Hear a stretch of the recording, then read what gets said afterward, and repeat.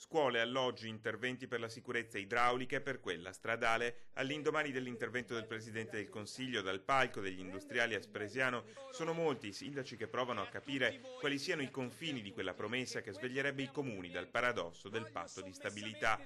Un meccanismo che impedisce alle amministrazioni di spendere i soldi che sono in cassa, come se ognuno di noi accantonasse quotidianamente una monetina per cambiare l'auto, dipingere casa o andare in ferie, ma non avesse la possibilità di mettere mano al salvadanaio. Un incubo che per l'ex sindaco di Firenze ha una data di scadenza precisa. Tutto ciò che è avanzo di amministrazione nella parte che riguarda gli investimenti, quindi non nella parte della spesa corrente, tutto questo a far data dal 1° gennaio del 2016 sarà fuori dal patto di stabilità. Ma quanti sono i soldi nelle casse dei comuni trevigiani blindati dal forziere del patto di stabilità?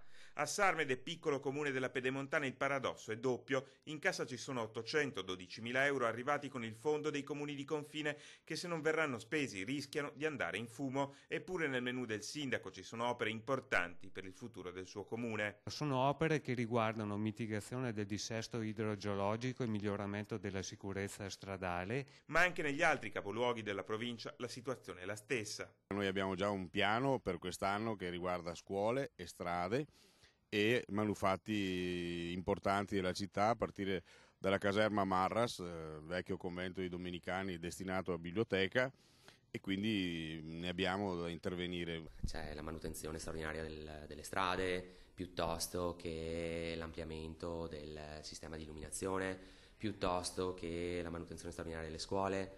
Ne abbiamo cose da fare. C'è un progetto che riguarda il cosiddetto centro Piazzoni, un centro sociale per anziani con annessi 13 appartamenti. L'investimento previsto è di 2.700.000 euro. Ora tocca al governo fare la propria parte. Ha la spada di Damocle sopra la testa. I sindaci mi sembrano che abbiano reagito bene, anche i miei colleghi, noi non siamo proprio dello schieramento renziano, per cui sì, lui ci ha detto quello che volevamo sentirci dire, però attento, perché Matteo, non basta sentirsi dire quello che si vuole, bisogna anche farle le cose, e questa deve essere la volta buona. E la promessa di cancellare il patto di stabilità non è l'unica spada di Damocle per l'esecutivo. Oggi Casartigiani, CMT, CNA, CGIL, CISL e UIL in una nota congiunta sottolineano che in provincia di Treviso 500 dipendenti perdono retribuzione e contributi previdenziali lavorando nelle aziende ancora in crisi, lavoratori che non riceveranno alcun sussidio dall'INPS dopo l'entrata in vigore degli ammortizzatori sociali previsti dal Job Act.